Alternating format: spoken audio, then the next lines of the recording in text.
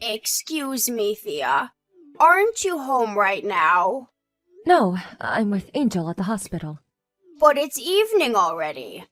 Ahem, aren't you forgetting something, wifey? What about preparations for supper? Surely you don't intend on forcing my poor son to make his own supper? No, my husband will be coming to meet me at the hospital as soon as he gets off work. He's just finishing up his last bits now. We're gonna go back home together afterwards, which is when I'll make us supper. My friend just stopped by your house. Huh? Your friend came to our house? Why? She said she had some business to take care of in the neighborhood. I said that you'd give her a lift home in your car. It's a long way, and there's no reason she should have to make her own arrangements with you living so close by. What? This is the first I've heard of it. Because I didn't tell you. Valerie, look, I'm sorry, but I'm not at home all the time. I have things of my own to do, and a life of my own to lead. You can't just go around making promises to people on my behalf. I thought you'd be home because you should be making preparations for supper like a good wife right about now.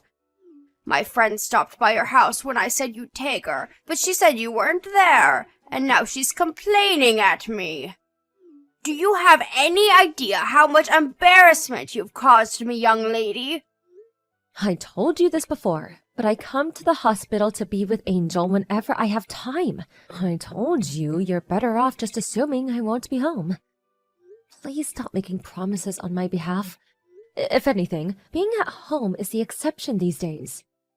Dearie me, you really are spoiling that girl. Angel's going to grow up to have terrible manners and a poor work ethic if you're not careful. Just because she's ill doesn't mean you have to go to the hospital to see her every single day. She needs to learn what it means to be independent. She's a little girl. Besides, I have no idea whether her condition will deteriorate in the future. Any time I get to spend with her is valuable. Please don't say such awful things about your granddaughter. What are you so worried about? She's been sickly since she was born. This is hardly anything new. The doctors have made it abundantly clear that she isn't going to live that long. You'd think you'd have to come to terms with it by now. Is that why you think I shouldn't go and see her? That's not what I'm saying. Stop being overly dramatic and trying to paint me as some cruel, heartless villain. I'm just saying you don't have to base your entire life and every decision you make around her. You should be more considerate towards what the other people in your life want, like me. What's the point in you having a car if you only use it to go to and from the hospital? The least you could do is take me on holiday to a hot spring resort, or to the theater, or to the beach from time to time. I'm devoting all of the time I can to Angel right now. My husband's with me on this one. Is he really? I wonder. He knows that no matter what he says or does, you'll only ignore him and spend all your time with the girl. Are you sure he isn't just going along with it because he knows how stubborn you are and he's afraid how you might react? Absolutely not! How could you even suggest that? Angel's the most important thing to both of us. She's our #1 priority. My God, you really are stubborn, young lady. Angel's a girl. What sense is there in wasting your time waiting hand and foot on her like she's some princess? What does her gender have to do with anything? Everything! At least if she was a boy, you could raise her as the successor to my son's company. Hopefully you'll fulfill your duty as a wife and provide me with a grandson before long. I'm sorry, Valerie, but to be honest with you, that's the last thing on my mind right now. I'm gonna go help the nurses with Angel's dinner now, so if you excuse me, I have to go. No, you excuse me, young lady. I am not done speaking with you. Don't you dare! My friends are going to the mall this week, and I want to go with them. There's a new clothes shop I want to check out. I will not be the odd one out of my friend group, so be a darling and come pick me up.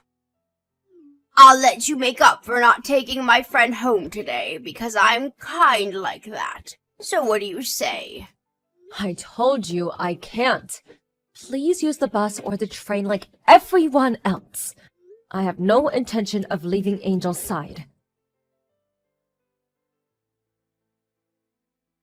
Thea, listen to this. You're never going to believe it. My favorite singer, Lady Gugu, is performing in Peepsville next week. You know, the next town on from ours. Apparently, she's holding a huge concert out on the field of a local business faculty. You'll be a darling and take me, won't you? Valerie, I know David told you about how Angel's health is taking a turn for the worse lately. Why would you ask me this? Yes, he said she could die at any moment. So what? Oh my god. How could you say that? Were you seriously asking me to take you to some stupid concert, even though you know how things are with her? It's next week, so you have plenty of time to make arrangements. And Lady Gugu is not stupid. How dare you? Stop being awkward, young lady. It's not like I'm asking you to drop everything on the spot and pick me up right now, is it? Jeez, lighten up. Even so, I don't think it's appropriate for you to ask me this now. So when will it be appropriate? Am I just supposed to wait around forever while life passes me by? How many times have the doctors told you Angel's in a bad way by now? I lost count. I'm sure she'll be back to normal within 2 or 3 days. We don't know whether she will or she won't. That's the point. Would you just stop this already? I'm stressed out enough as it is. Wow. Why do I have to take this from you? Why are you getting mad at me all of a sudden? You have severe attitude problems, young lady. Because this isn't the kind of thing you ask someone when their daughter is in the hospital bed and might not make it. Me and David have been sleeping by her bedside at the hospital all week. Not my problem. What does any of this have to do with me? Angel's your granddaughter. What good is a sickly little girl who lives in a hospital bed to me? It's been too long since I met her. I don't even remember what she looks like. With this sorry state of affairs, I may as well not even have any grandchildren. Anyway, you'll be a darling and take me to the concert, won't you? Mildred from next door said she wants to come too, so make sure you clean the car out first. I don't want you embarrassing me by having it full of empty sweet wrappers. How many times do I have to say it? I can't take you. Then how am I supposed to get there? I can't go to Peepsville without a car. It's just too far. The trains don't go there and the bus is for peasants. You can't seriously expect me to associate with the lower orders. My husband said he can't possibly take me and refused flat out. You're the only one I have left to rely on. You'll be a darling and take me, won't you, sweetie? I can't possibly take you either. Ugh, stop it with this petulant stubbornness. All you have to do is drop me off at the venue and pick me up when it's over. Even if I did get on the bus with the filthy common folk, the timetable is awkward and I'd be stood waiting around outside the concert for hours. That's not my concern. Figure it out yourself. You are the most useless human being I've ever encountered in all of my years. Ugh! I wish my son never married you to begin with. What good are you? What purpose do you serve? You're useless! I'm a mother before I'm a wife. What would you have done if David had fallen seriously ill when he was young? Surely you'd have done whatever you could to be by his side as much as possible. Yes, I suppose I probably would. Because he's my son and the successor to the family name. I certainly wouldn't waste my time with the likes of a little girl, though, and I don't know why you are either. I've heard enough of this. I have nothing more to say to you. Don't contact me again. You didn't give me an answer. You'll be a sweetie and take me to the concert, won't you, darling? Won't you? Find your own way there. How dare you! We accepted you into this family as my son's wife. You were in no position to disobey your mother-in-law. This is your fault for giving birth to a sickly little girl in the first place. Why should I suffer for your defective genes? Don't drag me into your mess. I have a right to see that concert. Are you listening to me? Reply at once! Ugh! You will pay for this! Damn you! Thea, I just heard the news from David. What happened to Angel is so terribly unfortunate. I'm so sorry. Right. Don't let it get you down, sweetie. You can just have more children. Right? Let's get to work on the next one. Excuse me? You heard me. Wait, you don't plan on giving up on having children because of this, do you? You can't do that. You still haven't had a son. I'm not thinking about that sort of thing at all right now. Angel just died. I know that. That's why I'm trying to cheer you up. How could you even say anything like that? You're despicable. You're the worst. Yes, I can tell you're very emotional right now, sweetie. It's okay. Anyway, you need to get work on conceiving my grandson as soon as this funeral is over with. Lord knows that's the only thing you're good for. I told you, I can't bring myself to think about that sort of thing right now. The funeral isn't even over yet. Duh, I know that, moron.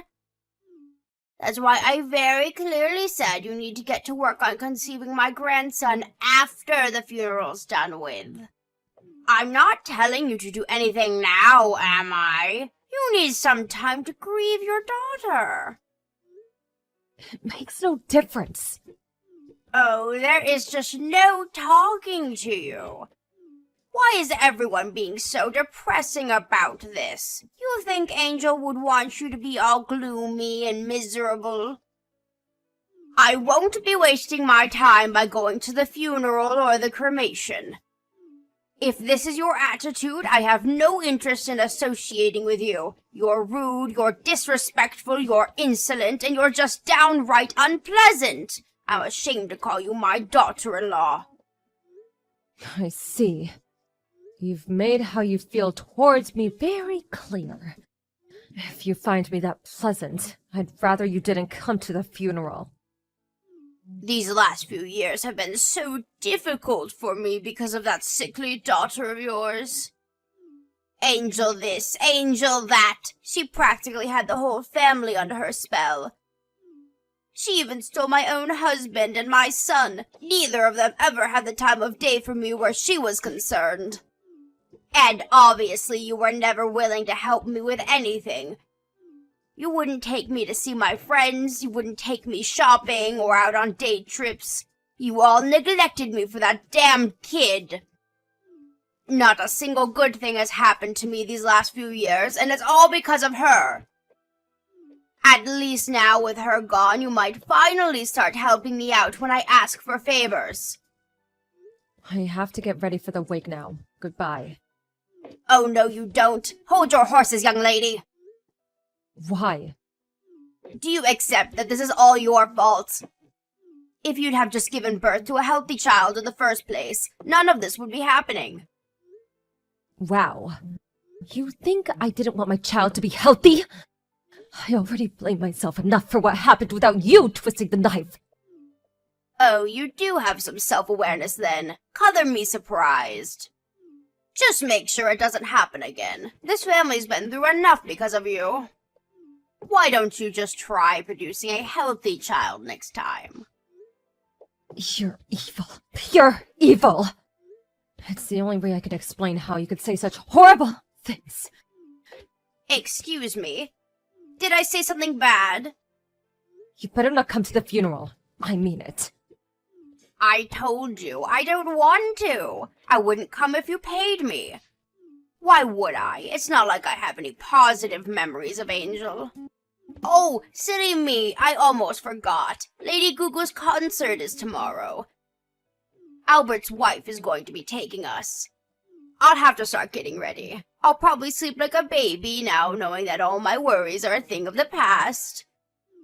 Isn't that just so sweet of Albert's wife? At least some wives are nice. It's nice to know not everyone's as useless as you. It's been a while, Thea. Yes, it has. Can't you even say hello to your mother-in-law properly? You're not still down in the dumps over what happened, are you? Her funeral was a whole month ago now, sweetie. It's time to move on. You can't dwell on the past forever. It's not what she'd want. Yes, it's still only been a month. Her body's still barely cold, and you dare tell me to move on? Stop being so dramatic. Surely you're at least feeling a little more level-headed than you were immediately after it happened. I hope you are, because it's time to get to work soon. I do hope you won't let me down again. Good luck, sweetie. I have absolute faith in you. What are you talking about? My grandson. Hurry up and show me my delightful grandson's cute face. Angel was never your grandchild as far as you were concerned, was she? Obviously not. Not only was she terribly sickly and frail, but she lived in the hospital, and that's not even to mention the gender. To be frank, I considered her to be unrelated to me from the moment I learned she was a girl. Anyway, forget all that. It's time for you to start focusing on popping out the next one, young lady. Make sure it's a boy this time, no matter what. There are some things you just don't say. You have no idea what it means to be a decent human being, do you? Part of me didn't want to accept that my husband's own mother could be such a despicable piece of crap, but there's no denying it. You're beyond saving. Excuse me? You still didn't notice, did you? No one wants anything to do with you anymore. When's the last time you saw your husband? Huh? Now that you mention it, I haven't seen much of him at all over the last few days. He said he wouldn't be home for a while because he's busy with work. He's still not home, is he? So what? We all go through busy periods. If he has work, he has work. It can't be helped. He always did go away on business a lot. I'm used to it. What are you getting at here? It's not unusual for him to be out of the house for days and weeks at a time. Your husband left you. He's currently making preparations to divorce you. What are you talking about? That's crazy talk. You're twisted. Don't even joke about that kind of thing, young lady. It's the truth. He gave me permission to tell you everything I'm telling you now. Why on earth would my husband divorce me? We've been together for 30 years, I'll have you know. 30 years! That's nearly longer than you've existed, you little witch! Why? Because of your attitude towards Angel. You refused to have anything to do with your own granddaughter purely due to the fact that she was a girl. You made fun of her for being weak and sickly. You refused to visit her in the hospital even once before she died. You didn't even go to her frickin' funeral. He just couldn't overlook the way you acted towards her, no matter how hard he tried. Why would my husband divorce me over the girl? It was hardly my fault she was so weak and sickly, was it? This is exactly the kind of attitude he couldn't tolerate. Your husband loved Angel more than anything. He spoiled her rotten, was always coming over for visits and buying her gifts. He warned you about the way you were acting countless times. He wanted you to change. I was even there when he did it sometimes. Please, won't you just speak a little more respectfully towards your granddaughter? He tried, but it was useless. What are you saying? That I should love my grandchildren no matter what? It's hardly my fault she was so unlikable. Why should I be punished? I'm not necessarily saying you had to love her unconditionally. But it would have been nice if you at least didn't pick on and make fun of her for having an illness. Or make mean-spirited, disparaging comments about her whenever you felt like it, when you knew full well that she could hear you. You're free to think what you'd like to think about people within the confines of your own mind. That doesn't mean you have to say every little nasty remark that pops into your head when you know damn well no one wants to hear it. I can't help being honest. I say what's on my mind. What's the problem with that? The fact that you don't even seem to understand why everyone's sick of you probably has something to do with why you're being divorced. Me, David, your husband, none of us want anything to do with you ever again. We're cutting you out of our lives forever. What does my son David have to do with this? He was Angel's dad. We all loved that girl. You don't have a single ally in this family anymore. You've burned all of your bridges beyond repair. Never contact any of us again. Wait a sec. Hold your horses, young lady. My husband isn't answering my calls. What on earth is going on? I'm getting nothing but voicemail. That's because he blocked you. He told me to tell you you'll be hearing from his lawyer once he's done finalizing the divorce procedures. Come to think of it, David hasn't been responding to me lately either. What exactly is going on here? He hasn't been ignoring me the whole time too, has he? Yes, I was also considering blocking you myself. But I couldn't resist the urge to be the one to tell you about your family abandoning you. I can't deny that this all has been very satisfying. I'm glad I didn't block you. I also wanted to let you know that this is all 100% your own fault. I'll never forget how you absurd and victimized me. Thea, please, wait, this is all going too far. Just hang on a moment. I'm sorry, please. Will you tell my husband and son I apologized? Tell them to unblock me. I'm begging you. Like hell I'm telling them that. Anyway, even if I did tell them, it wouldn't change anything. They didn't block you because I told them to. They blocked you because you're toxic and poisonous, because you're evil, malicious, and mean-spirited. If there's something you desperately need to say, I suggest you tell it to the lawyer your husband hired. Oh, no, you don't. I won't speak to my own husband through a damn lawyer. Let's all discuss this together as a family. Family? Oh, that's funny. You seem to be making a misunderstanding. Because not a single one of us thinks of you as family anymore. Stop speaking to me like that. I am your mother-in-law. That still makes me your mother, young lady. I never thought of you as my mother-in-law, even from the beginning. What? I mean, come on, why would I? The bullying started as soon as I married David and we moved in together. You mocked and ridiculed me. You insulted my daughter because she was born with an illness. You looked down on both of us. You made me feel worthless for not giving you a grandson. In-law or not, someone who treats me and my family like that is no mother of mine. That's fine by me, though. After all, you never acknowledged Angel as your granddaughter, did you? Why should I acknowledge you as my mother-in-law? I'm free to think what I like of you. Thea, I'm so sorry. I can't apologize enough for my horrible attitude towards Angel, really. I feel terrible about everything. Too little too late. Angel's never coming back. I'll never do anything like this again, I swear. I'll think about my behavior. I'll change. Please, just give me another chance. You're free to think about your behavior and change. And honestly, I hope you do. But you're not getting another chance. We need it when we say we're washing our hands of you. You're not our problem anymore. I hope you use this as a lesson and become a better person. How am I supposed to live without my family? My husband's divorcing me.